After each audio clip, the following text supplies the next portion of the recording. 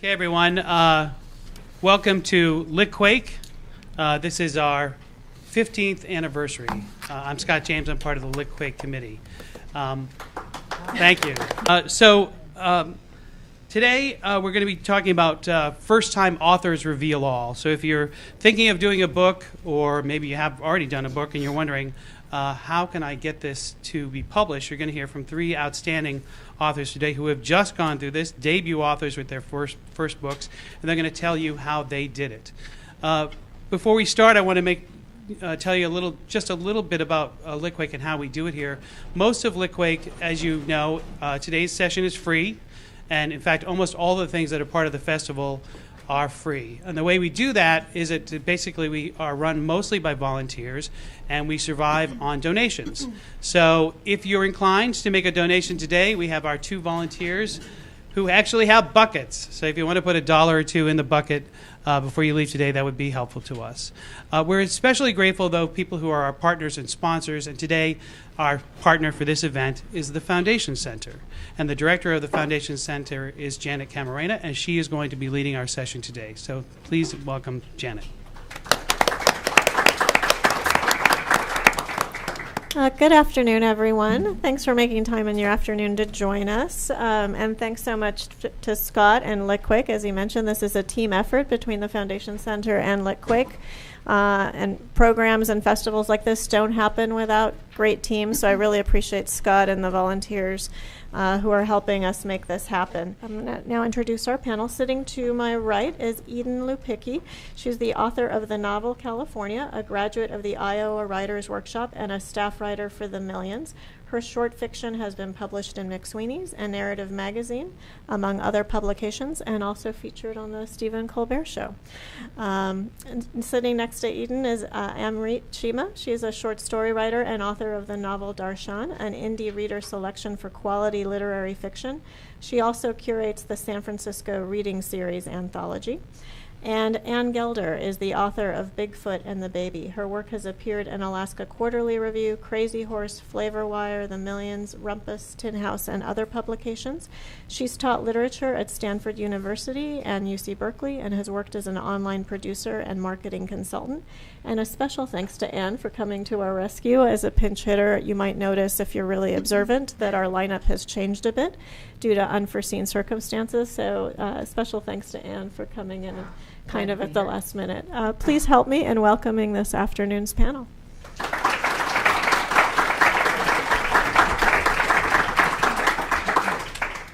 So since the focus of Writers' Night or Writers' Afternoon is a little different than other Litquake events in that we're not asking you necessarily to read from your work, but share with us kind of insights about the trajectory your careers have taken so that aspiring writers in the room might learn from them. I'm going to ask you kind of some basic process questions that might help others in the room. So first, how long did it take to write your first book, and did you have a strict writing routine? Take us through the process for completion, because often that's where folks get stuck, is they have an idea but not really the framework to make it happen. And speaking of framework, were you a member of a writer's workshop or some other discipline that worked for you? And Edan, we'll start with you and just go down the table.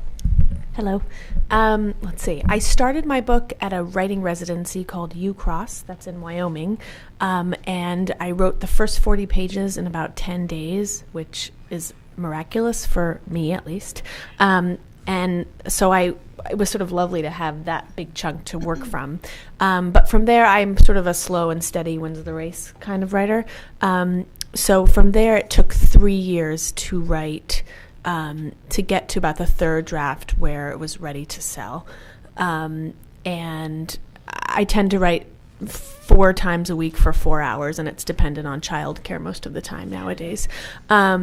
And after the book sold, it went through 4 rounds of edits with my editor, so it actually took another year of writing in some ways.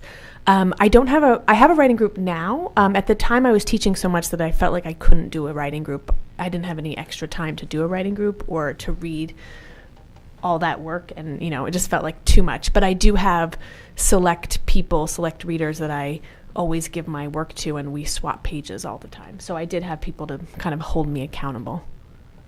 And I can sympathize as a working mom myself. So do you think it was miraculous or that miracle happened because you suddenly didn't have the kids around and you felt like, I got to do it now or it's never going to happen? Well, I actually didn't have a kid until I was not even pregnant. It was long before parenthood that I started the novel. But so I had no excuse then, and I don't have any excuse now for being so slow because now he's in preschool.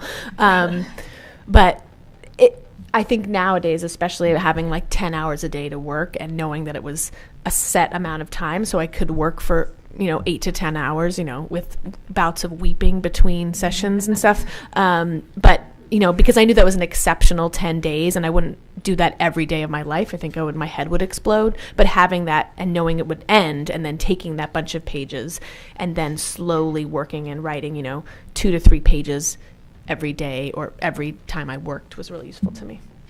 Yeah, it's kind of a good artificial deadline. Yeah, I will also say I got pregnant then, and being pregnant is the best deadline for writing because you know that something's going to happen that's going to take your writing time away, so you better get the pages done. Amrit. I actually... So the question is, do I have a strict writing routine? And well, when you wrote your first novel, did you follow some sort of strict discipline, or were you within another framework like a writer's program to get it done? I actually saved quite a lot of money. I put every penny aside so that I could quit, so that I could write. And when you do that, you face the challenge of having those free days in front of you to go take walks, hang out in the park, clean your apartment every day. But I was actually so terrified of losing my savings, watching that dwindle down, that I actually did set up a strict schedule for myself that I was pretty good about following. I woke up at 8 every day. I treated it like a regular job. I wrote for about 4 hours, and then I took my lunch break and came back for another 2 to 4, depending on how I felt that day. And there were times where, after some months, you feel not as creative. And so it's really important to forgive yourself and to take a few weeks off and do something else. I did dance lessons. I painted. I bought a bunch of puzzles and just did puzzles. So, I did have a pretty strict writing routine for about 3 years, and then I moved abroad with my husband, and I had to start working again. And that's when I learned to write in the nooks and crannies of the day, which was an interesting experience for me because I'd been really spoiled before that. When it flows, and I'll just sit here and see what happens. Now you have to make the most of that hour that you have between, I was teaching English, so between your classes. And I earned my MFA from Emerson College in Boston, and so I did keep in touch with a few students in my program, and we exchanged chapters. So I worked with them mostly over Skype. I tend to move around a lot, so I was never in one place for very long while writing this book. But so that they were a great support, and it was good to work with them. I encourage people who are writing books to definitely work with other people. And Anne, what did the process look like for you? I'm afraid what I'm going to say is going to alarm people, but this is actually supposed to be encouraging. So it took me 8 years, more or less, to do this book from start to finish, not of continuous work. But it started as a short story that I workshopped at the Tin House Workshop at Reed College. 9 years, well, it's okay, it took me 9 years to write the book because that's, but there was a lot of stopping and starting. There was a lot of, I'm not really sure that this is supposed to be a novel. I'm just sort of playing around with it. I didn't take myself seriously as a writer for a while. I was just sort of pretending that I was seeing what was happening.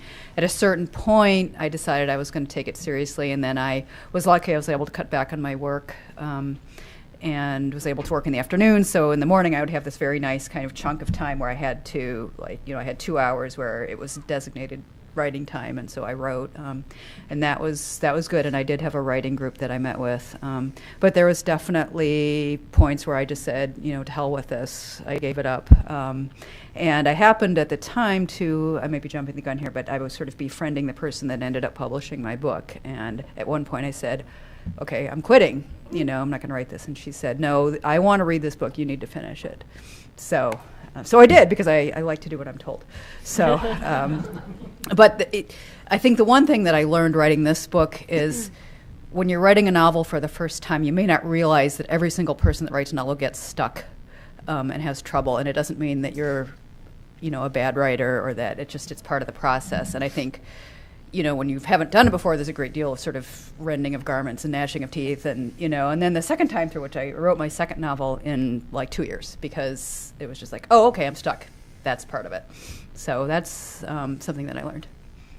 And that's actually a good segue as far as bumping into people that help you along the way. But before we get to the publishers, curious about agents, and if you worked with agents, and sometimes people, when they get to a certain point, they really feel like they need somebody to help them open doors. So besides the person who said they would help you publish it, did you at some point work with an agent, and what advice do you have for working with agents? And Anne, we'll stick with you and then come back this way. I don't have an agent, and I actually am trying to find one now for my second book, but the first one, I don't know how many people realize this, but small presses will often take submissions that are unagented. And I know Edan also did a novella with a small press that way. And I strongly recommend that, especially if you feel like you're not getting anywhere with the submission process to agents, which can be difficult. That can be a stepping stone. And I have nothing but good things to say about my publisher. She did a beautiful job. The book looks wonderful. The distribution is an issue, marketing is an issue, but there's a lot of upsides to a small press. So, and there's a database of small presses at Poets and Writers, and you can just look up and see what kinds of things they accept, what kinds of things they're looking for, whether or not you have to have an agent. I think that's a really great way to get started. And what are you hoping to accomplish by working with an agent with your second book? I do think that my second book actually is a little bit more mainstream, and, I would like to have a little bit more help. There's a lot of legwork when you're doing it on your own. And it's, I'm a little tired of it. I'd like to have someone help me. Right. But it was fun. I learned a ton doing it this way. So we'll see. But I might also go the small press route again, because I did enjoy it, and I felt good about that as an experience. So. And Amrit, did you work with an agent? I haven't worked with an agent, not yet. I self-published my novel, but some agents have my book. They're reading the manuscript right now, but I haven't had a chance actually to work directly with them, not yet. Cross fingers. And how about you, Edan? I have an agent. It's funny, actually. When I started California at UCross, the retreat, that was coming on the heels of being dumped by my first agent, who I had a previous novel that she had read and decided that she couldn't represent, and I went to this retreat without an agent, without her notes on this first novel, and I was like, nobody cares about me. And in that space, I started California, and actually looking back, it was a really liberating place to be, because I felt like nobody was going to read my writing ever. That's how I felt. So I could write whatever I wanted. So I was like, I'll just write this speculative novel that I have in my mind. So while I was writing California, I got another agent, who's my agent now, Erin Hosier, and she was recommended to me through a friend. And she tried to sell my first novel. And while that book was on submission for a year, I worked on California. I did publish a novella with this press, Flat Man Crooked, which is now called Novella Press. And that was a really positive experience. I got so much great hands-on editing from Dina Druis, who now runs Novella Press. And I felt like it was a nice little, I don't know what else to call it, but like a little calling card, because it's a tiny book. It's like this big. And so I was able to say, like, I had published stories, but once a story is published in a literary magazine, it sort of just goes away. So I had this little book that I could say I had, and that felt really good, and I could focus on writing that. And so I was doing all that while I was writing California. And so my agent did sell California. She didn't, my other book was on submission for over a year, and then we decided to just shelve it, and I would finish California And it's been a really positive experience to have an agent. I find that she's one of my first readers now. She knows a lot more about the publishing industry than I do. She's really honest with me, and she can kind of be my advocate, whether it's, asking the publishing company, about sales, or finding out if they're going to do this publicity opportunity, or, hooking me up with a literary magazine that wants to interview me. She's kind of wears a lot of hats, and she's been really useful in that regard. And she's really funny too, so I like her. So after the agent is actually publishing the book, typically, next take us through the story of how your book came to be published, including how many houses eventually looked at the work, coping with rejection, and working with an editor, which some of you have already touched on. And Amrit, this time I'll start with you. Okay. So my story is a little bit interesting or strange. I finished writing my novel about 3 weeks before my mother passed away of pancreatic cancer. And so in the aftermath, dealing with that, my husband, who's very fabulous, he took me out he encouraged me to just jump into the community, go to meetup groups, meet other writers, just sort of get involved and see what my next steps could be with this book that I spent, which I didn't mention before, but it took me about 5 years to write that book. So, and plus a year of research. So there was a lot that I had put into this book and didn't know what to do with it. And it was great that he asked me to go to these meetings, but what I did learn from a lot of people was that trying to go the traditional route, trying to find an agent, trying to get a publishing house to be interested in your book was very painful. And that was just not a thing that I could handle at that time. And I really wanted something positive to happen with this book. And so I just took a leap of faith and I self-published it, which taught me an immense amount. It taught me so much, and which on the one hand is great. And on the other hand, it would have been nice to probably try the traditional route first before jumping into self-publishing. I don't want to disparage self-publishing because I sometimes think that the publishing industry doesn't necessarily have an exact idea or concept of what people want to read or what they like to read. So when you self-publish, you have more control over a lot of that. You can find your audience a little bit more easily. I say that with a grain of salt because I think it's hard regardless. So that's actually how the process that I went through to publish the book. I actually did do crowdsource funding. I did the whole bit. I just sort of jumped in. Did you have a physical book as well? I did, yeah. I did create space, which I have a beautiful cover, which I'll share resources. There's a website called 99 Designs where you can have people, you just pay one price and a bunch of people just come on and design a book cover, and you just pick the one that you like the best. And I just found, I went on their website and just found people who I liked, people whose work I really liked, and then asked them to come join my project. And so I got a very beautiful cover from that. And there are just a great number of resources, and just there's a huge amount that I think people should be aware when they're writers trying to get published. They just should be aware of so much. And yet when you do get an agent or you go the traditional route, I just feel like I wouldn't have learned all that. So perhaps for my next book, if I do get an agent and go the traditional route, I'll be a little bit more savvy about how to deal with that sort of those issues, whatever might come up. So yeah, that's essentially how yeah. And I guess the other advantage is you don't really have to cope with rejection so much.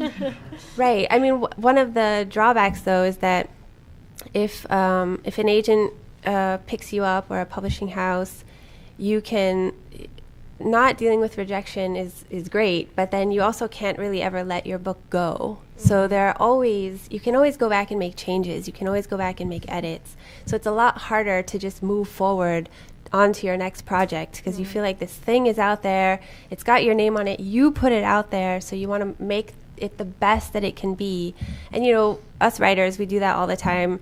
Oh, this sentence, it changes 100 times. So you'll make the mistake, you know, a year later. Now I'm applying for, I'm very happy with my book, but I'm applying for fellowships now. And I'm going to use some of the chapters as my writing sample for submissions. And I'm looking at them. Okay, do I need to, you know, because you just make changes, and it's just one of those things where, do you feel like you have to now go back to the whole novel? Probably not, but there's just this feeling that you just can't let go. So Interesting. yeah. And Anne, tell us about your story. So what, the path to publication and Yeah, coping with rejection. I wish I knew. And how many houses looked at it? Working with in terms of editors. houses looked at it, I mean, I probably, I submitted to maybe 50 agents, and by maybe 10 of them looked at the manuscript, but I always, I never got past that. I was talking to this one person who was starting Bonafide Books, and she said, well, give me a couple years, take a look at the books that I put out. I'd love to publish your book. She had read an early version, a much different version of the book, but it happened to be her kind of thing. But I think in terms of small presses, I probably sent to, 6 or 7, not very many. And at a certain point, I said, why am I doing this? I have a person who wants to publish this book. Why am I banging my head against a wall? So, and then interestingly, I said to my publisher at the time, I said, so, how about publishing it? And she said, Jesus Christ. And then I didn't hear from her for about 6 months. And oh my God, I've misjudged this. I thought she wanted to do it, but obviously I misunderstood. And apparently I had conveyed to her that I wasn't interested. So she was really shocked that I was interested. And then I was at home going, oh my God, I've made a terrible mistake. And what she was doing in the meantime was sending it to other people just to make sure that they also liked it. But I was, flagellating myself in my condominium. And, but it turned out well in the end. And so, that's the things that I discovered. There are whole new levels of rejection to be experienced. Once you've published, it never stops, right? And there are just worlds of rejection out there. But what I've sort of decided to do is just I'm allowed to feel like crap for 24 hours, and then after that I have to pull myself together. So I can feel as awful as I want to for one day. Yeah. That's a great rule. I can mope and be whatever disconsolate and But then that's it. So I find that's kind of useful, actually. I'm going to do that. Yeah, it's because you can really indulge it. Yeah. And it's kind of tiresome when you're really doing it, Yeah. So then you get sick of it. Yeah. Yeah, I think I'll have to share that with the grant writers. 48 hours maybe, maximum. But. So, Eden, your story takes some interesting twists and turns, but I think many of us have heard of what happened with Stephen Colbert in California, but before it got to that point, take us through the whole thing. Selling California was really different from my previous novel. So that novel, I'll talk about rejection. I had been rejected. So I had an agent. So after the first agent rejected me, I got my new agent, and that went out in multiple rounds to 20 editors, and then 10 more, and then 10 more or something, and then we decided. She had read what I was working on, and we decided the new book, California, was better, and let's just put the other one aside. And then when California was ready to go out, it was a week, and then so the other book would send it out, and then my agent wouldn't hear back. Some of the editors. Tell us about give us some context for the difference between the two. Oh, what they're like? The first book was a dark novel about teenage girls, which apparently I was ahead of my time. And it wasn't a young adult novel. So publishers were having a hard time. They'd be like, oh, this is YA crossover. And then they turn the page and they would be like, oh, no, it's not. It's for adults. So that was really hard for them, I guess. So it was just really not commercial enough in some ways. And I also, after looking at it now, I just don't think it was good enough. And I can say that proudly almost. I tried to sell a book. I failed selling a book. I wrote another book. I sold that book. That book was better. And that makes me feel really good, even though the time of grieving that book was really difficult. It's just a book, but you spend all that time working on it. So that was hard, but I feel like I learned something about tenacity in myself, of persistence, and I always wanted to be a writer, so I was going to be a writer. People would say no and no, well, I was going to write another book, and if they said no to that, I was going to become a nurse. But that didn't happen. My husband says it's called Nurse Boulevard. Don't go down Nurse Boulevard. But so the next novel, which is a speculative novel about a husband and wife in the future, I guess it had a little bit more of a, like Anne was saying, like with your new book that you're working on, like there's something about it that feels a little bit more elevator pitchy or something, that has a slightly more commercial, and it didn't have a teenage protagonist. So that was thankful.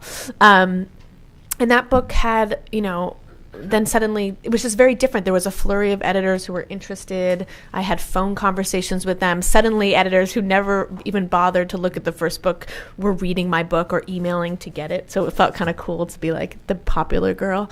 And then I spoke on the phone to a couple of them, and I think 4 or 5 publishing houses bid on it. And there was an auction, which is like when publishing houses make offers and they try to like one up the next person. It's really cool. Except I was so sick with dread the whole day. It was just too stressful. I was like, this is the best moment of my life, and I feel horrible.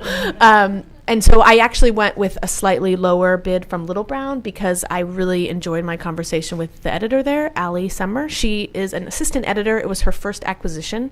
So she was very young. She was really hungry. She was really passionate about the book. And I just knew that it was my first book and her first book, that there was something kind of magical about that. And I knew it wasn't just one of many books that she was editing. And I really enjoyed speaking with her and her ideas for editing it.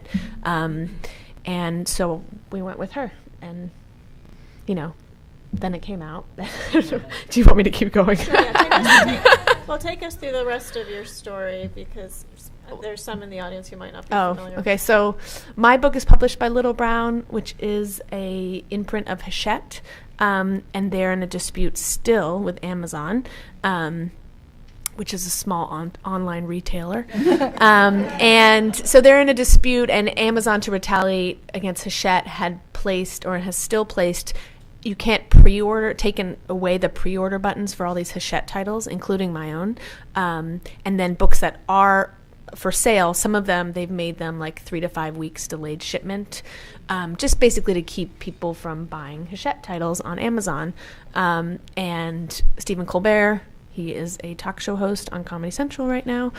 He is a Hachette author as well, and wanted to talk about this dispute. And I was really excited about that because I felt like before that point, nobody outside the book industry even knew what was happening. And I knew it was happening because my husband works in the book industry. I'm an author, but I had friends who would text me and be like, how come I can't get your book on Amazon? And I would have to describe what was going on. So he had Sherman Alexie come on, who's a Little Brown author. And Sherman wanted to talk about a first-time novelist because he felt like of all the books that are hard to sell beyond maybe a poetry collection, it's like first-time novelists, just unknown people.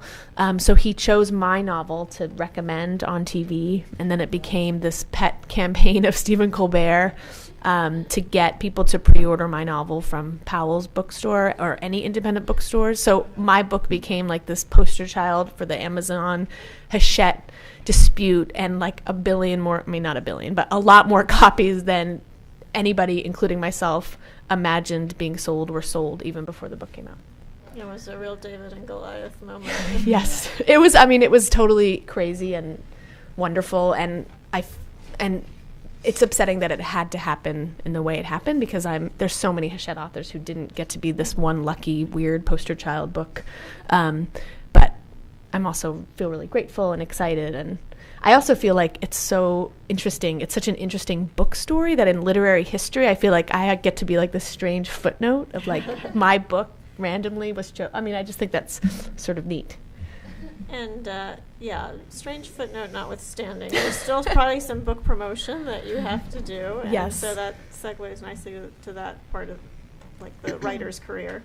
So once your book is published, and you can't anticipate Stephen Colbert is going to pluck you out of the catalog. Probably not a good idea to think that's going to happen. So what advice do you have about promoting your books? Because a lot of first-time authors we've had on this panel often reflect that they thought, once I'm done, and I get to hand it off, and somebody else, it's somebody else's job to do the promoting. So can you talk about kind of your thinking about that, and what any lessons you've each learned about how to use either some emerging platforms like social media as a promotional tool, or other means to build momentum really around your baby? And you can keep going. I'd agree with Amrit that you have I can assume that I would assume that you would learn so much having to do it all yourself. And I think whether or not you're published traditionally, or you do it yourself, or you do a small press, going into it knowing that you have to really hawk your own wares is a really important skill, and it's necessary. I worked in bookstores for a long time, so I felt, and my husband works at Goodreads, so I felt like I knew that I wasn't, and I have a lot of friends who published books, so I knew that I wasn't going to just sit back and watch everybody do everything. Early on, Little Brown asked me, they give you like this publicity questionnaire where they basically are like, who do you know? So it's sort of like mining all of your contacts. And I mean, that can feel really cynical, but at the same time, if you have spent so many years working on a book, chances are you have a writing group. Chances are you've gone to a lot of readings. You've gone to events like this. You've sort of gotten inside of a community that can be useful to you when your book comes out. I use Tumblr. I also tweet occasionally, and I'm on Facebook, but Tumblr is the social media platform that I really enjoy using. And I just like to use it. I find it kind of relaxing to use it. And I have somehow amassed quite a few followers, but sort of organically because I just enjoy using it. And over time, it's become something that can be used for publicity, but it didn't begin that way.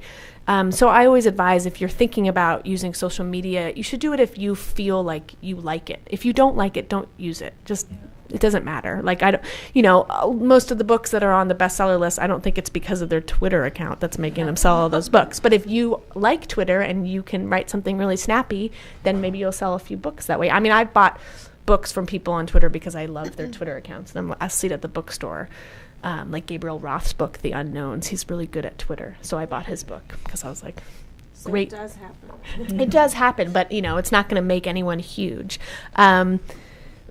And I will say, just being in that community, I mean, I have a company in LA called Writing Workshops LA, where it's small workshops in teachers' homes. So I felt like I had been part of that larger community for 7 years. And so I knew a lot of students that way. I knew a lot of other writers. And that was another community that I could kind of tap into. Being available for events, being willing to write essays for various websites. I'm a staff writer for The Millions. I wrote other essays for different publications sort of around my publication date, and that was useful, I thought. And just sort of being open and willing to be flexible and to do many different kinds of things and wear as many hats as possible. Thanks, Eden. Amrit? But just to actually jump off of what Eden was saying, I think it's important. I think you made a very good point about you have to enjoy social media. You have to enjoy using it. Otherwise, I remember people telling me that, it's very important. You have to be on Facebook. You have to be on Twitter. I remember just a few years ago, I started a Twitter account just because I felt this pressure. Okay, and I got out my calendar. Okay, once a day, I'm going to post something on Facebook. I'm going to tweet. It's going to be very witty. It's going to be fabulous. And I'm going to gather, all these followers and sell millions of books, and that's really not what happened. I would wake up every day, what do I write? And you don't, if you're not comfortable with that, with those platforms, don't use them. I was actually more comfortable going out into the community. I started a reading series for writers, and I met a lot of writers that way. Also, just meeting people in person has just a different, it's just a different vibe than meeting people online. I was encouraged by people who I really respect as writers to apply for fellowships. That's something I wouldn't have thought of. I also, I think, because you were also talking about be open to writing other things. I think submission is very important, but you have to enjoy it too. So if you're, like, I'm a literary fiction writer, if you write literary fiction, writing short stories and then just submitting, even if you don't get accepted, if you keep submitting, they're aware of who you are, they're aware of your work. It's going to happen eventually. So I think the key is also to keep writing, which is something that I never hear. When I go attend these sorts of panels, I never hear people say, just keep writing, because that's also important in promoting yourself. And not writing quickly. So I also hear a lot of people saying, well, you got to be ready to write your next book in 3 months. And I think if you're very serious about writing, that's sort of an unrealistic, in my view. I mean, there are people who do it, but it just seems unrealistic to me. I think you can maybe get out a first draft, but after that, that's where the hard work comes in, where you have to revise and work on stuff. So, writing shorter pieces, if you like writing, I used to be a travel writer and got published in a variety of places that way. So that's also very helpful. And also just on this, from a self-published author, a really great resource is BookBub, which I don't know if any of you have heard of that, but there are other there are other ones too, like Pixel of Ink, and there are a few others. But BookBub, it's a paid, so you pay for it, and they promote. So you put your book on sale, and they'll send out an email, a blast email, and it goes everywhere. And just within that one day, you can make back whatever you paid BookBub for them to do that. And I had people contacting me from Egypt, from all over the world, so excited and happy to have my book for sale. So I think also if you're self-published, there are a ton of resources and ways that you can promote yourself to share abroad, so not just within your community. There's also, you said your husband works at Goodreads. There's also the Goodreads giveaway program, which was really great. He'll be so excited to hear you plug his baby. That was a really, although, sometimes I felt like some people were just getting my book for free, and then I would see on Amazon that there was a used copy for sale, and I'm like, that doesn't seem right. Yeah.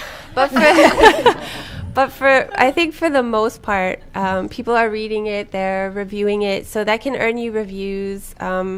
And just to stress too, things like BookBub, it's important to get reviews before, so they won't accept you. They won't take your money unless you have enough reviews to satisfy them, and they have to be above. Your book has to hold a rating above 4 stars before they'll plug your book, before they'll do that promotion with you. So getting reviews is very important, which is why Goodreads is this giveaway is a great resource for that, because strangers, people you don't know, it's a chance, but they'll read your book and then they'll review it, and then you start earning your reviews, and then so it's a step-by-step process. So, and I probably have a ton of other things that I can share for after, but for promotion and resources and such. Yeah. Thanks, Amrit. And Anne, I saw marketing consultant in your background. So yeah, but no one's more surprised about that than I am. I mean, it's just, I tried everything else, and it turns out that it's my special gift, but not for my own stuff, right? I do marketing it's for... like being a doctor or something. Right. It's for the company I work for does marketing for independent schools and colleges and nonprofits. So it's really interesting, and it draws on my work in education. I think I would just second everything that both Edan and Amrit have been saying. And I think also just, like you said, just sort of to know who you are and what your limits are and what your abilities are. Turns out I really like Twitter. I have a good time on Twitter.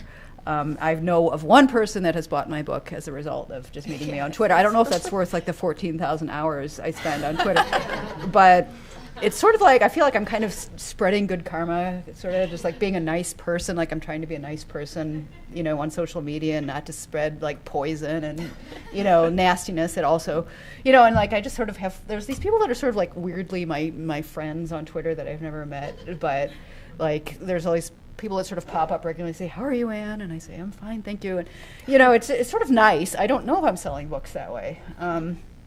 But I also know that I have a friend who, is just on every single platform that exists, Tumblr and Twitter and Facebook and Instagram and, and I know that I can't handle that many different, I just can't do it. I get too stressed out, and I get upset that I haven't, done all these things every day. And so I said it's going to be Facebook, Twitter, and blog, and that's it. And I'm just going to do as well as I can with each of those things. and you start to realize what your strengths and weaknesses are, and that I enjoy being on panels. I took this is something I'm rather proud of, so I'll just share it, that I took some acting lessons because I wanted to do a good job doing readings. And that was one of the best things I ever did because it helped me with my confidence a lot. And it was just hugely helpful. And I would really recommend that if you're getting ready to go out and just do events. She helped me work up a couple passages, which in some ways I don't even use the ones that I worked on anymore that much, but it helped okay, I know that I don't look ridiculous when I'm doing a reading, and I've been to too many like really, really boring readings, and I wanted to do a good job. So that just helped a lot too. Have you sold a lot of books doing readings, or that's and actually too, that right? ties right to the next question, okay. which is kind of about the economy of being an author and economics of book publishing. Few questions here. What's been most surprising about how your book has been received since publication, and related to that, how about sales? Are the sales meeting your expectations? Did any of you have to deal with advances that then got paid back? That kind of thing. Me.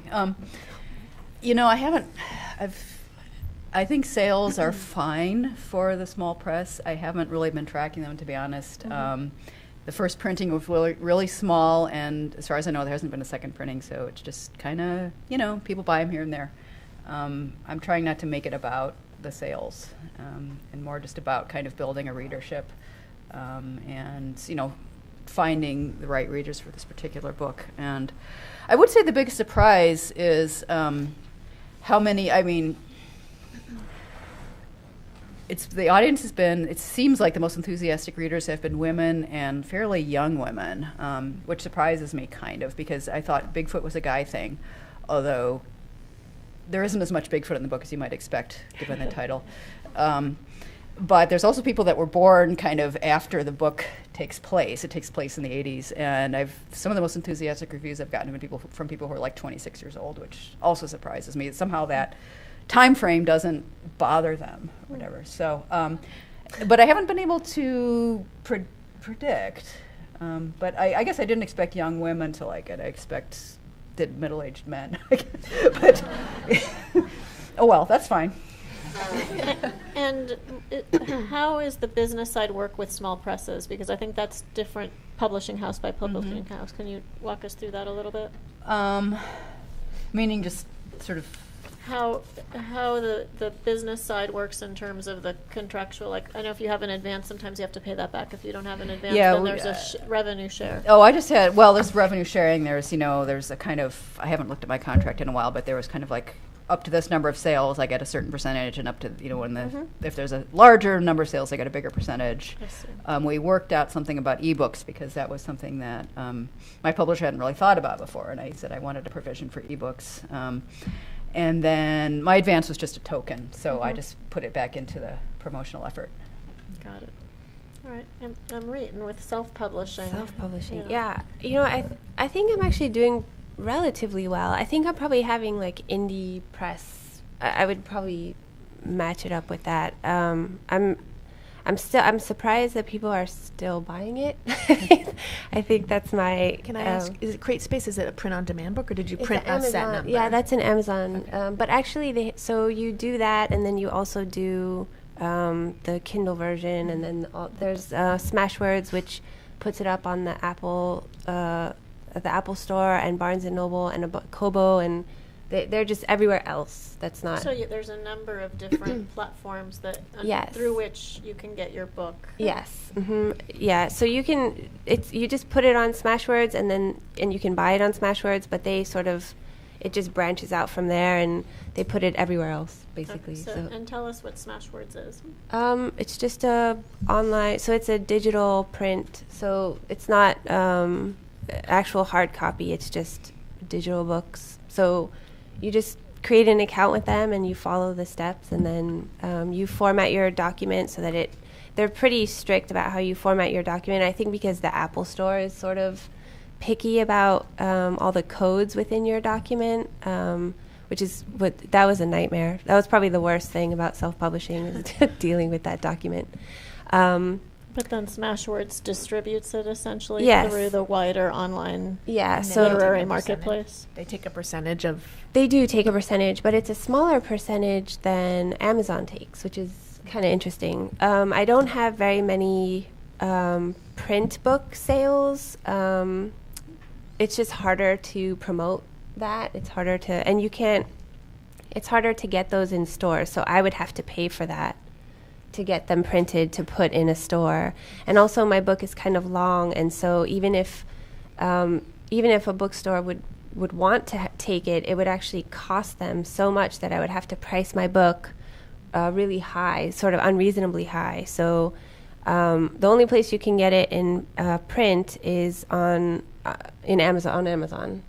And then the Kindle you can also get on Amazon, and then you can get it anywhere else through Smashwords. And the Kindle sales and all the sales through Smashwords, those are just very steady. So I honestly don't know the exact numbers. What but are you pricing your ebooks at? So the ebook is $4.99. Yeah. So sales it could always be better, I think. Any writer would probably agree with that. But I think they're probably matching up. If I were to guess, just by talking to other published authors through indie presses, if I were to guess, I would say that it was comparable to, especially with reviews and ratings, it seems pretty comparable to that. So then a real goal is to keep it in the review. Yes. To keep getting new reviews so it stays fresh. Fresh, right. Yeah. Which I'm still getting. So they come in slowly, but I'm still getting them, which is kind of nice. So that's always surprising. I don't check very often, but when I do check and I see that there's a new review, it's very exciting. So, yeah. My mom gave my book 5 stars on Amazon. My dad wouldn't rate it. He said, we have the same last name. It's I just know, like- my mom does too, but it's just like... My mom rated mine, and she has a different last name. Oh, no, my mom has the same. She was like, "What should I rate it?" I was like, "You have to give it 5 stars." Wouldn't that be great to get like 2 stars from your mother? Yeah. I'm sure it's happened before. Grammar, sweetie. Yeah. Yikes. And Eden, I just a couple things I was thinking about. Well, I was passed down advice from Amy Bender actually, which was to try to write as much of a new book while you're working on publishing your current book. So whether it's doing like Smashwords, Nightmare, or like going through edits with your editor or whatever it is, having another book ready. So that's what I did with my first book, which was called Book of Deeds. I was going out for a year, and I started writing California. As soon as I sold California, I started kind of thinking about a new book, which I eventually started writing last May, so that when your book comes out, no matter what happens to it, you have a new book that is sort of this untarnished, pure world that you can step into whenever you feel like the world of making. Because I think once your book comes out, it becomes a product, whether you want it to be or not. It's no longer that imaginative world that you were inside of. Suddenly it's something that can be consumed by other readers who are not your close readers. So I have found that kind of having a new book is really useful, and I think that saved me from any kind of freak out that I might have. Is I didn't have to go to a blank page. I already had a book, and it is what it's going to be already, for better or for worse. So I think of that, and not like finish it by 3 months or whatever, but just start thinking about it. And I've also thinking a lot about how I have found it useful to have kind of 2 sets of people, and sometimes the Venn diagram overlaps, but there's like a group of people in your life who don't care about you as a writer. Like that a lot of times is like your mom or your child, especially your child. You have friends that have been old friends. They're not like literary friends. My best friend, she reads like 3 books a year, and we're so close. She does not care about she cares about it, but it's not the thing that's about me. And then I have another set of friends and mentors and students, and our whole relationship is sort of the central element of the relationship is writing and books. And I have found it to be really important to have both of those people. So the people where writing is the thing that you guys connect over, it keeps you writing, it holds you accountable. You can call them when you get a 1-star review and you feel really shitty about it. And And then you have the other set that, because you're more than a writer, you have other things going on. So I have found it really useful to kind of go back and forth. And of course, there are people who care about that and other parts of you. But I have found that useful as I go through the writing and publication process. And how about the deal side? The deal side. I don't think you actually ever have to pay back in advance unless you don't deliver the manuscript. So, even if you sell the book for $2 million, which I didn't sell my book for $2 million. I know someone who did, though. He's really nice. But $2 million, can you imagine? What do you do with $2 million? Anyway, but even if you sell your book for $2 million and you sell 500 copies, that $2 million is yours to keep forever, which is, I think, why authors, you wouldn't kick $2 million out of bed, right? But it might be your only chance to get $2 million. So you might say, well, I'll take it now because I'll never get that kind of advance again. So I know a lot of writers who get a big advance. They don't make back that advance. And so the next time they sell a book, they sell it for a lot less money. So many writers have told me that, being a traditionally published writer is all about having the privilege to publish another book. So as soon as you write one book, you're sort of like, okay, how is this book doing? What does it say about how I can do for my next book? So you're sort of never away from like a sense of rejection or like financial instability, maybe. Just you're sort of never outside of that question of, will I sell my next book? Unless you're James Patterson or something. So I don't think you ever have to return an advance unless you don't write the book that you say you're going to write. I do know that for traditional publishers, usually get paid in thirds. So you get. But I think the goal is that you earn. The theory is that you once you pay back the advance or you earn out the advance, I think is the phrase. Then you get a percentage of the royalties of all the sales, and the percentages are different depending on hardcover, paperback, mass market, e-reader. And you get your advance in 3 payments. That was another thing that I didn't know. So. And that kind of builds onto the next question, which you may have just answered a minute ago, but what's the one thing you wish you'd known before you started the whole process? Anybody who has something that immediately came to their mind is welcome to respond. Well, I think I said it already. I think I wish I had met someone who really pushed and encouraged me to go the traditional route. And if that didn't work out, I think then try self-publishing. So again, I don't want to suggest that self-publishing is the wrong thing to do for anybody. It definitely wasn't the wrong thing for me, but it's a hard road to do all of this by yourself. So what you just said, Eden, about always, so while you're in the process of dealing with promoting your first book, work on your second book.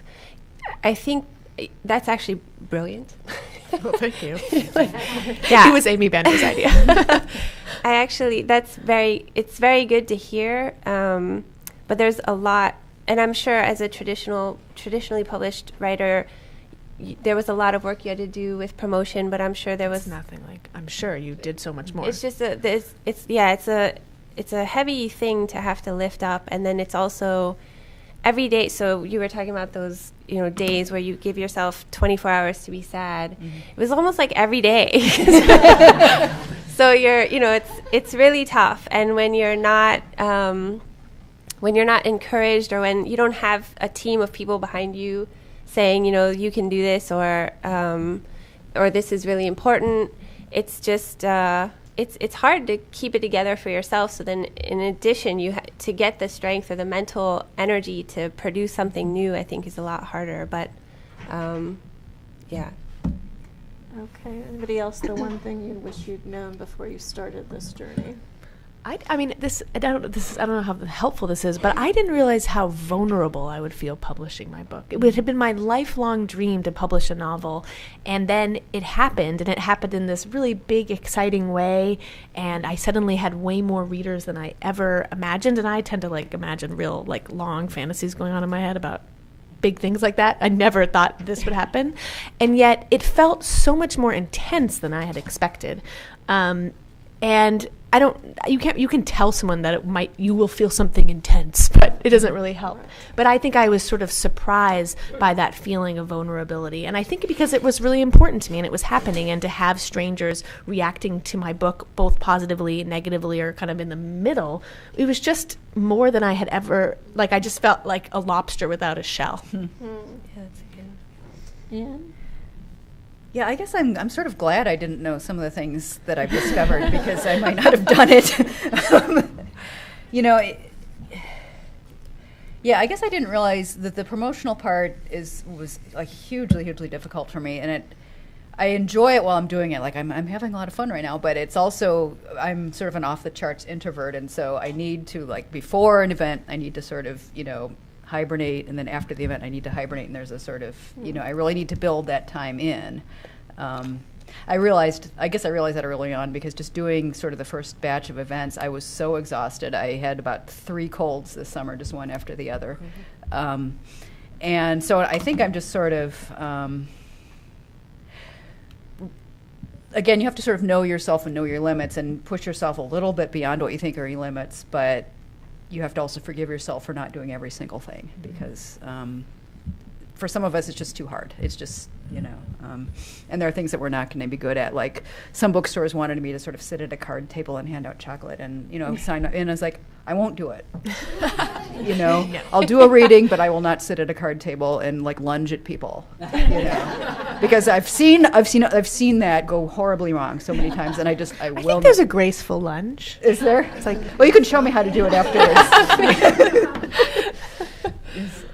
So, I also want to be sure to mention some of the local resources that exist for writers, like the San Francisco Writers Workshop, which is professionally facilitated. But I want to give you the opportunity to mention any resources that really made a difference in your careers, and any groups or writers' workshops that you would recommend based on your participation. So I know the San Francisco Writers Workshop is free, and I did use that. I think I went twice. And it was. It's interesting because it's very helpful. So it's not very in depth. So it's very helpful to get like a sort of a surface idea of what people think of your work. So, and I think the Almost like a focus group. Yeah, it's a little bit. It's a sort of a strange experience. So, as I mentioned earlier, I have my MFA, and that was just 2 years of constant workshopping, and so really in depth. And so going to this was a little bit odd in that you bring 6 pages of your work, you read it out loud, and then maybe for 5 minutes people will make their comments on it. And so you can't really give a whole story at once, which I think is kind of essential to get really in-depth comments, but it does help to understand if you're going in the right direction. So I recommend that. It's free, so it's definitely worth checking out. Something I just completed was a workshop through the San Francisco Writers Salon, a writing salon, and that's not free, but it was really, really helpful in terms of craft. So talking about craft and also meeting more writers that you can potentially continue to work with. It's unfortunate that, I don't know about all of you, but I am broke all the time. And so it's unfortunate that we have to fork out so much money to get a quality assessment of our work. But it is important if you believe in your work enough to do things like that. So you'll figure out a way to get the money for it. But yeah, so those resources I highly recommend. I'm newer to the Bay Area, so I run this school called Writing Workshops LA. That's in LA, and I know there are similar kind of schools here. And I would say at Writing Workshops LA, we offer multiple payment plans to returning students. We used to offer it to all students, but there were too many non-payers. But we do that, and I always try to keep the prices low enough so that someone who works in a bookstore could conceivably pay for it. The first class they might have to save up, and then after that they could pay in installments, because I remember how much I made when I started the classes. But I sort of think a combination of maybe taking it, saving up the money, taking a class, meeting like-minded writers in one of those groups to then do a writing group on your own. I teach a novel writing class they're based in LA, and I go down now to see them. It's sort of like a low residency model, but we workshop 60-page excerpts each time, and then we're about to enter the final iteration of the class where we read entire manuscript drafts and having like 3-hour discussions about that. And I think one of the reasons why that stuff costs a lot of money is that it takes a lot of time to give thorough critique. So I would suggest, thinking about getting someone to edit your manuscript. If you feel like you have a lot of readers and you've reached a point where you want to take it farther, hiring someone to sort of help you see kind of global edits as well as line edits. Doing these kind of activities, I think, is a great way to get inspired and to get informed. And I also think there's so many there's so much information online nowadays that there wasn't even 5 years ago. So websites like The Millions or The Rumpus of sort of just being a part of a literary community online. I read Poets and Writers regularly. There's always something that I learn, and they have an online resource that's really useful as well. I've now gone to 3 or 2 different writing colonies twice. And so if you feel like you can take the time off between 2 and 8 weeks to go and just pound through a manuscript, that's really useful. I think Squaw Valley Writers Conference, which I've gone to as a student and I've taught at, is really terrific. The level, I was really impressed when I was last there, the workshops that I stepped in to teach. The level of critique was so high and thorough that I left feeling like I had learned something, and I was really inspired to go back to my novel manuscript. And you get to go to it's similar to Tin House Workshop, where you get to see a lot of craft talks and readings as well. You might meet a lifelong reader there. So just sort of, there's so many resources, both ones that you have to pay for and a ton that are free. The ton that are free are on meetup.com. You can find writers groups through that, and you can actually, there are just so many. I recommend just going to Meetup and typing in creative writing, and see what groups pop up, and they're all free to attend. Most of them are free to attend. Some of them throw in, they might be discounted workshops that you can find on Meetup, but for the most part, they're just other writers who are meeting to collect and gather resources, to learn about resources, to share them. So meetup.com is great as well.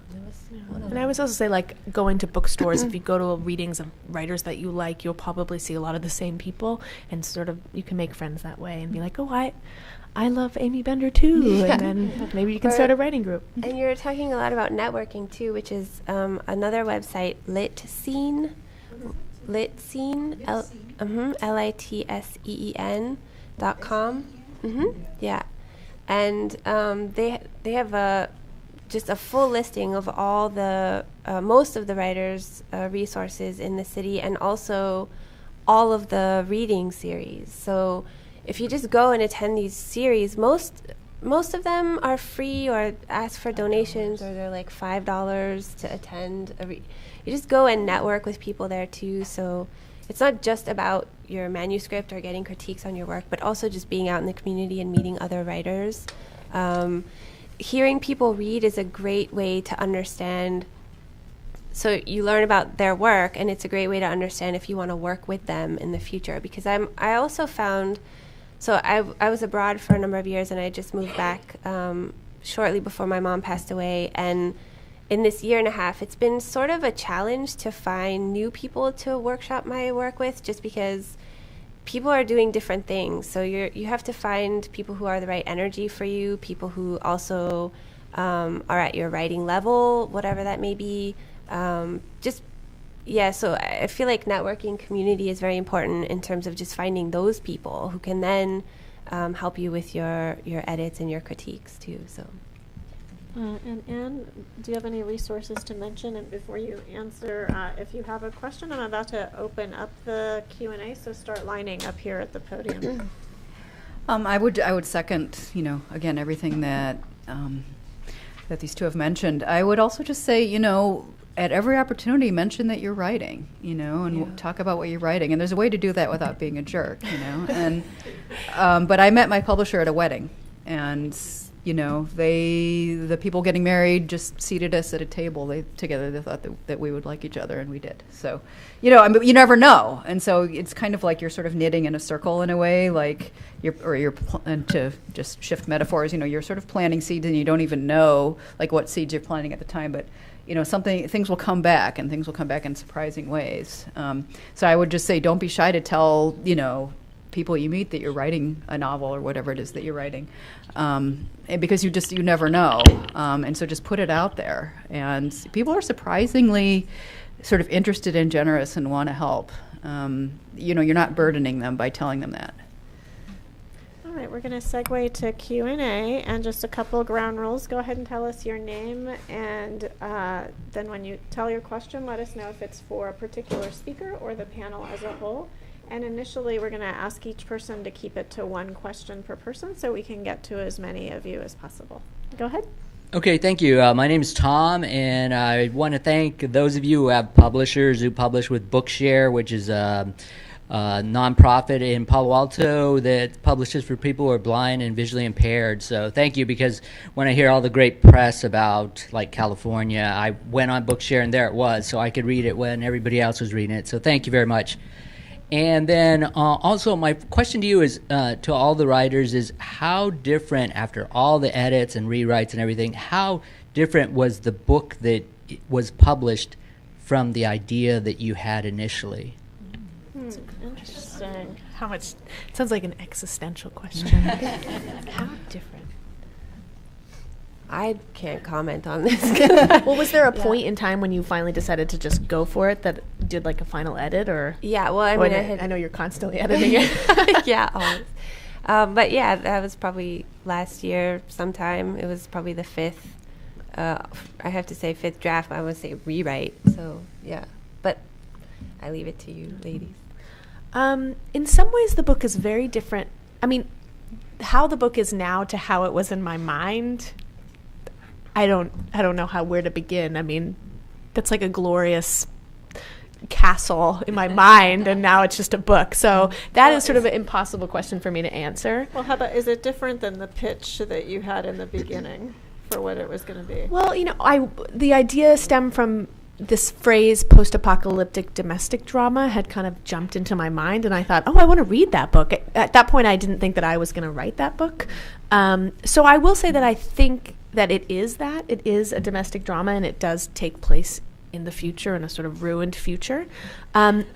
The book, from when it sold to what it is like now, in some ways is very different, in other ways is the same. So the core relationships of the novel between the husband and the wife, the language, the structure, the point of view, all of that is the same. There were probably 85 pages that were cut, that were flashbacks from the beginning of the book, which felt like whenever I told people that I was about to do this, everyone was like, oh my gosh. But that was actually the best part of the revision process. Once I cut one flashback, I was like just hungry to cut them all. It was just so fun. And I realized that one flashback was doing the job, or I had 8 flashbacks when I really only needed one. So in some ways, cutting changed the book in some ways, but was so minor in terms of the process. And then in place of some of the cutting, I did some more world building, which only amounted to, a few paragraphs throughout. But I had to do a lot of work outside of writing to sort of come up with some of the expository answers that the book needed. And then in the second half, there's quite a bit of plot changes. But for me, plot is almost the least important thing, and it's the easiest thing to shift and change if you have a really strong sense of character, because I feel like if you know who your characters are and what they might do and how they feel at a certain moment, then the other events are sort of superfluous in this strange way.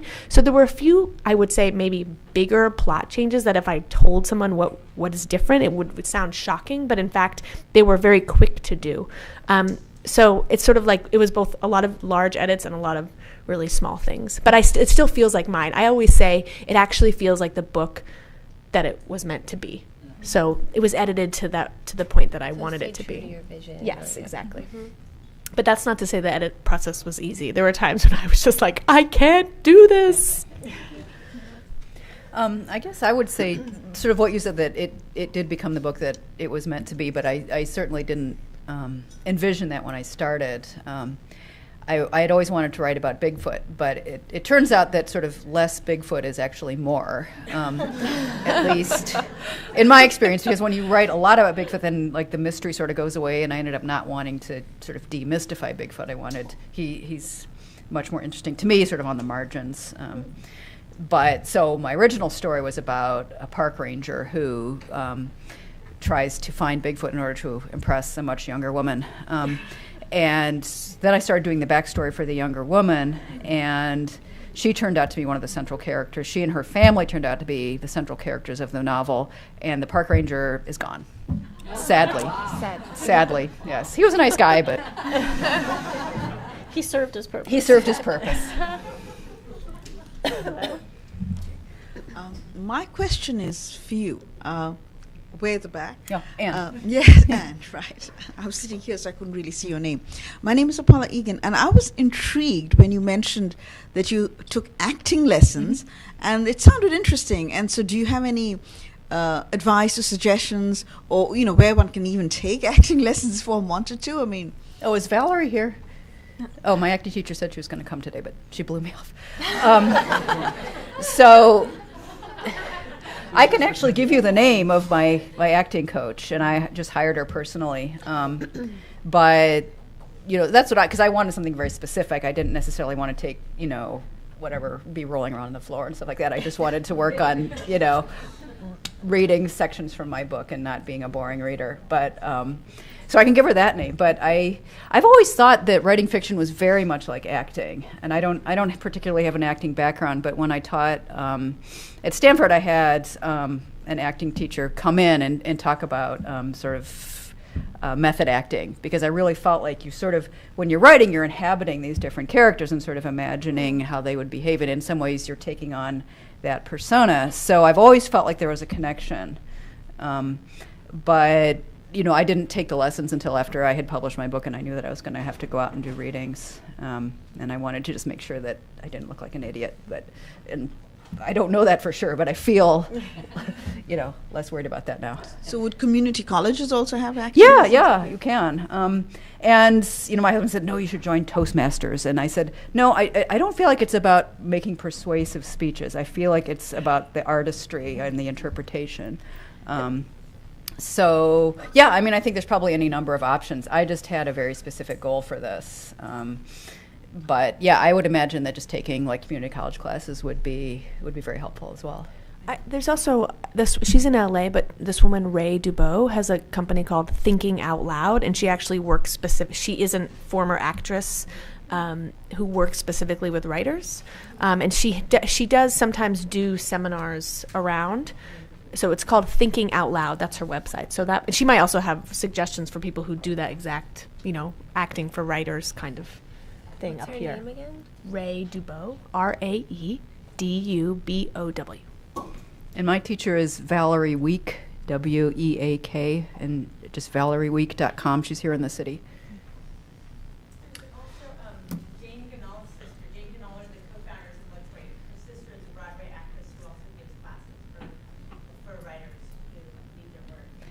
So she's saying that Jane Ganal, who is one of the co-founders of Litquake, has a sister who also coaches writers, and she's in the acting industry, correct? Her name is Anne Bugelman. And her name is Anne Bugelman. Bugelteman. Yes. Oh, and there's also some great improv classes right in the city, which are kind of lower commitment and can get you some confidence up in front of people. Improv, San Francisco, and Google. My name's Andy, and my question, I kind of want to refine the first fellow's question. How different was the manuscript that was published from the manuscript that you turned in to your agent or the publisher, what you consider to be, here it is, manuscript? And I guess we'll focus on Anne and Eden, since Amrit is free to update hers as she wants to or not. The book didn't go out to publishers until I was like the third, or it was, I think, the fourth draft. So it was a pretty clean manuscript. And it had gone through drafts from my writing friends. My brother did a read helping with sort of botany, and my agent did a read, and I revised it based on hers, and then she read it again, and we did little tinkering after that. And then a lot of the revision, it was useful to talk to the number of different editors who were interested, because it was almost like I could see every single editor said, there's too many flashbacks in the first 100 pages or first 250 pages. So that was a note that I got from all the editors. So I was like, okay, everyone's saying the same thing. I know it's something I need to listen to. So like I said, that was one of the major things that changed. So to me, a lot of it feels exactly the same and is exactly the same. I mean, even like the first paragraph is almost verbatim the first paragraph that I wrote when I started the book as a writing exercise. But then there's whole sections that are totally gone that now live deep in the bowels of my computer. And new passages that didn't exist before. So it's hard to say kind of what. I mean, I suppose I could give someone the two versions to read and say how different do they feel. But, my brother read the version before it went to publishers, and then he read it after it came out, and he said to me, I knew it was different, but I couldn't really remember exactly how it was different. Not drastic. No, not. I mean, it wasn't like I changed point of view and then the Godzilla came in or anything like that. But then there are some things like there were two other characters that are just gone, but are from the past, so it doesn't quite matter. But it's sort of like your park ranger. Our park ranger. Dee and Lucy, I Ron, love the you, but park I had to snip you out. I would say similar that, my main editor was also my publisher, and she had a pretty light touch, which made me a little nervous because I had heard of people just kind of getting their manuscript completely kind of dismantled. And she was pretty much like, this one passage I don't really believe, so fix that. And then, like, there's when the town is destroyed, that happens too fast, so make that longer. I said, okay. And then I went through, because I was sort of bothered by some stylistic things that, some stylistic quirks that I had discovered and wanted to fix. So I did kind of my own pass. But yeah, it was pretty similar from what I ended up turning in. I didn't feel like there was huge changes. Hi, my name is Elizabeth. I have a question for all of you, kind of like, do you have any advice for like getting over mental like obstructions? Like for myself, I feel like I'm wasting time by like trying to make a perfect sentence, and it's like it's not about that because I haven't even written a book yet. It's like, how do you just let go of all those mental like hurdles, procrastination stuff? I actually want to answer this question. I think it's I really think that you just need to forgive yourself. Like, you're not going to be perfect. Your first sentence is not going to be perfect. Your first draft of anything is definitely not going to be perfect. I tend to be that writer who who really wants to just sit down and produce the perfect, like, it only requires one draft, and then I'm done. But no, like, it just never. And I think just recognizing that from the outset is really important. Otherwise, you won't be able to move forward. So really, it's just a mental game with yourself. It's really just as simple as just forgiving yourself. Let yourself be crappy. Like, let the sentences come out really badly. Let them just spit them out on the page, not caring how they're going to look or what they're going to sound like. Because there'll be plenty of time later, I think, to deal with that, to perfect it, I think the most important thing is your story first. So, yeah, just forgive yourself. I would also say sometimes for me, keeping a more regular writing practice is useful to me. Annie Dillard from The Writing Life has this great metaphor about how if you haven't faced your manuscript for a long time, it turns into like this monster in the other room that you don't want to face. But if you're actually going into that room to face the monster regularly, it's not as daunting. So I have found that when I haven't written for a couple weeks, it's horrible getting back. But when I'm writing 4 to 5 times a week, it's part of a routine. It doesn't hurt as much. And I also think beyond forgiving yourself and eating a piece of chocolate after you've written a certain amount of words, which is really useful. I do little things like I sometimes have like big chunky, this is so stupid, but I'll wear like a big chunky ring that I only get to put on when I'm writing, and it makes my hands feel really cool, and there's like a tactile pleasure to write. I mean, it's so stupid, but I swear to God it works.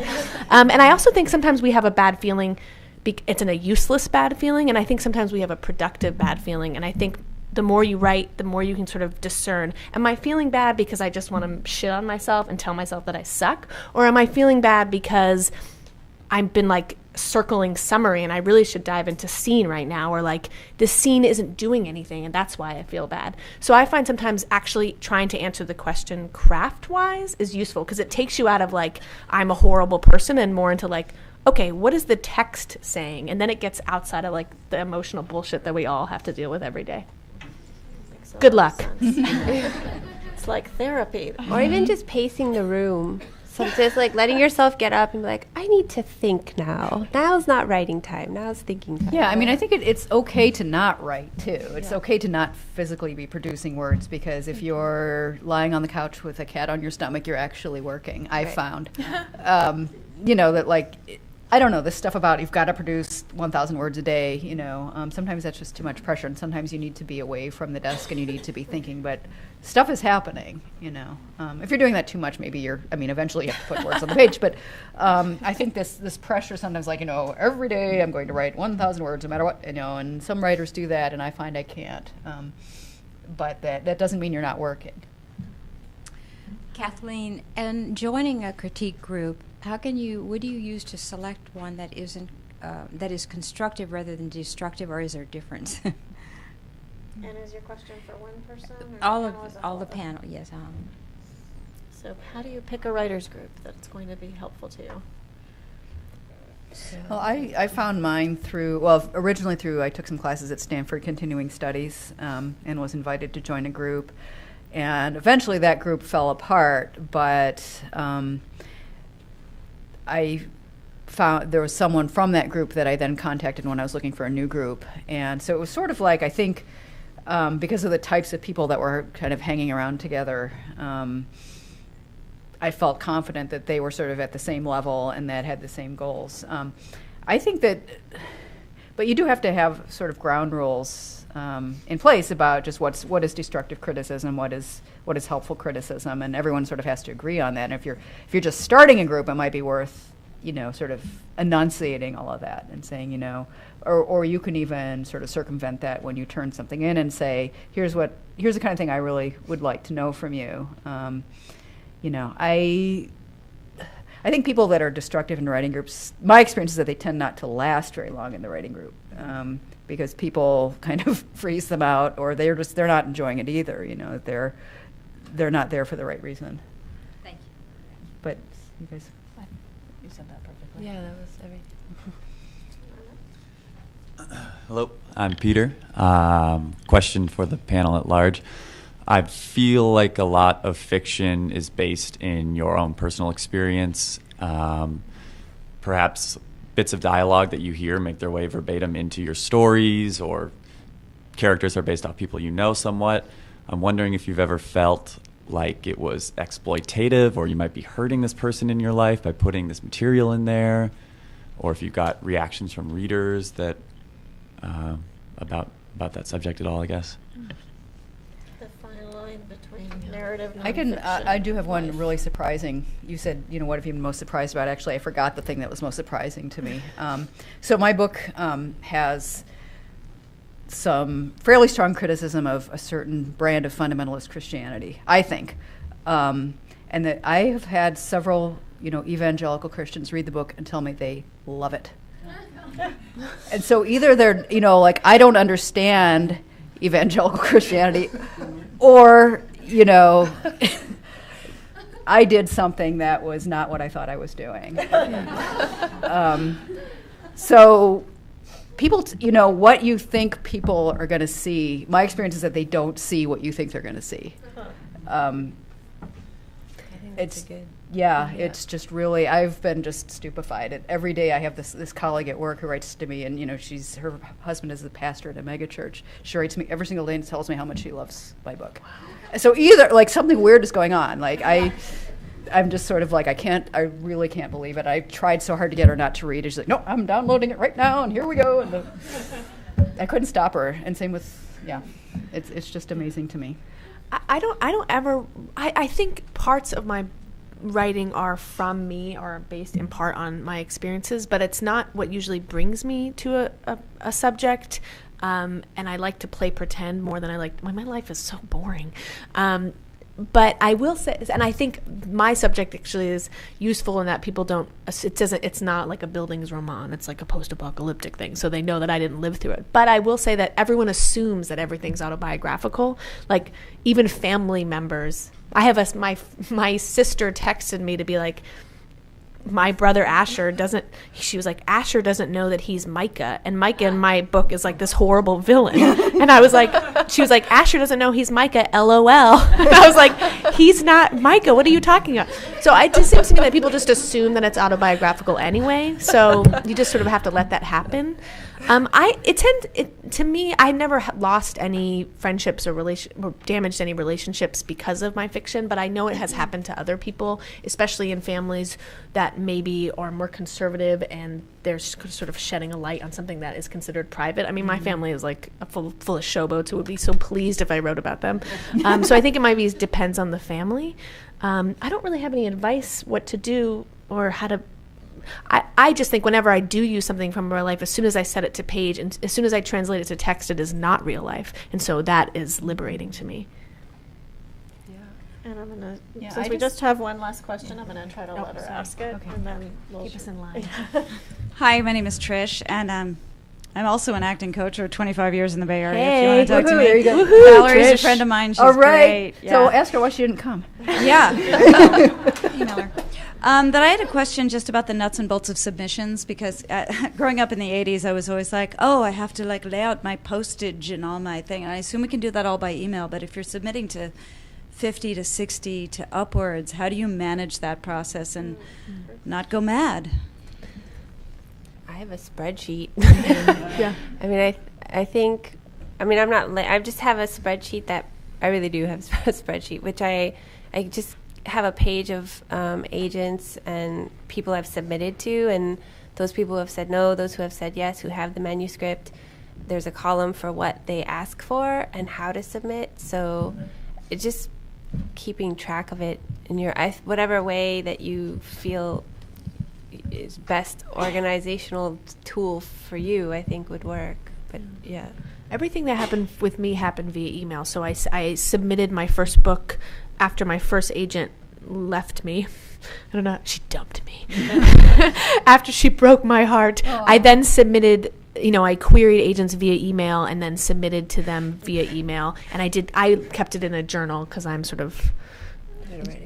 But I did have sort of lists with columns. It was the spreadsheet of 2006 or 2008, I guess. And then I was surprised that my agent, she submitted everything via email as well. And I mean, now I think if I were doing it now, I would probably do a spreadsheet on Excel. And there's so many different resources for learning about where to find agents, publishers, poets and writers. You can get a subscription to Publishers Marketplace. You can pay a fee, and that will list like the latest deals and who represents who. You can go to the acknowledgement pages of books and see your favorite living novelists and who they represent, or who represents them rather. There's Agent Query. I think it's Agent Query is a website where they have a pretty good listing of reputable agents. And then there are other websites like I think it's Query Tracker, where you can verify that they actually are agents of good standing, that they're not going to cheat you. And Predators and Editors. Editors is another good one. I like That's it. a very good one. Yeah. Now, whoever thought of that website name was like, zinger! And there's also there's a book every year that comes out listing, or listing all the agents that are. Chuck Sambucino's Writer's Digest. I don't think it's that one. I think it's just I don't remember the name of it, but it's not Writer's Market. No, it's not Writer's Market. It has the word agent in the title of the book, and I think that's like $20 or $30. But everything that I found, that I already went through all those agents on Agent Query, so there are just, I think online is your best resource to find great agents. And then when you see those agents, you have to do your due diligence. You have to look into them. There's also the Absolute Water Cooler, which is if you Google any agent's name and put Absolute Water Cooler, there'll be a forum on that agent. And so you have people who have had personal experience with those agents. If those agents are still accepting queries from unsolicited queries, because some of them it changes. Everything is just changing so quickly. So every time you go through a round of submissions, you need to just check all your agents, their backgrounds, and what they're doing. And that's why you have a spreadsheet to have. That's why you have, Yeah, I will say from the agents that I've talked to that they respond to writers who have obviously done their homework and know what writers they represent. Their query letter in some way distills voice-wise a little bit of what their book will be like. And my agent has said that, there'll be a query that feels like the person knows who she represents, what she's about, and she's not wasting her time by sending, just like spraying query letters at every single agent. Right. Well, I just want to remind everyone that none of these programs would be possible without the speakers volunteering their time. So please help me in thanking the writers for being with us this afternoon.